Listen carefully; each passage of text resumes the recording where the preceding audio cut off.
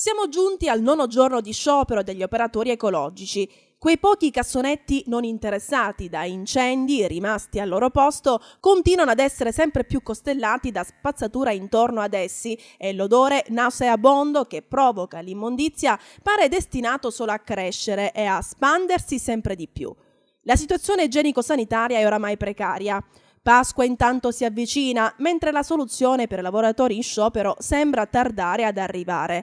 Gli operatori ecologici hanno circa 3 mesi di stipendio in arretrato ed avranno problemi anche ad imbandire la tavola per domenica prossima, giorno di Pasqua, e per la Pasquetta di lunedì.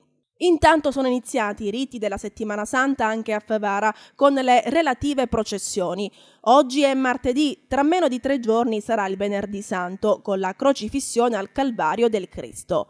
Una manifestazione religiosa che ha sempre spinto tantissimi devoti a seguire le statue di Gesù e della Dolorata, formando un corteo che giunge fino al Calvario. La piazza Capitano Vaccaro, come ogni anno, si riempie di fedeli che assistono alla crocifissione e quest'anno, con il perdurare dello stato delle cose, a fare da cornice visiva ed olfattiva alla celebrazione sacra sarà la spazzatura.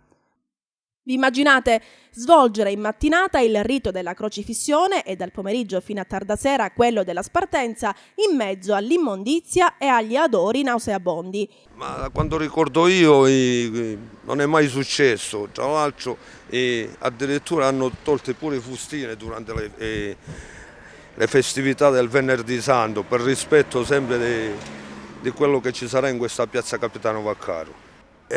Tra l'altro uno paga giustamente l'immondizia e non è giusto tralasciare queste cose qua in questa piazza durante questi festeggiamenti, perché anche per la cittadinanza di Favara che cosa rappresenterebbe questa? Passando il Signore, passando a Madonna di qua.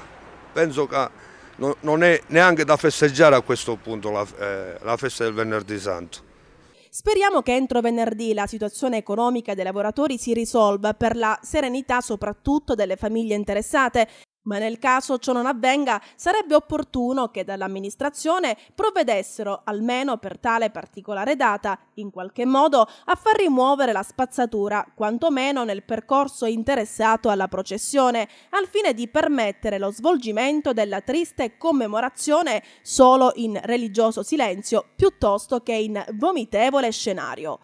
E dello stesso avviso sono anche i consiglieri comunali del FLI, Dallicardillo, Sgarito e Cipolla, che in una lettera consigliano al sindaco di far rimuovere i rifiuti per rispetto della celebrazione della Settimana Santa, per far sì che almeno in quei giorni le varie processioni possano effettuarsi in un ambiente decoroso. Nella stessa lettera i 3 consiglieri evidenziano come le stelle e le luminarie artistiche natalizie ancora appese per le vie cittadine siano di forte contrasto con la passione e l'olocausto di Gesù.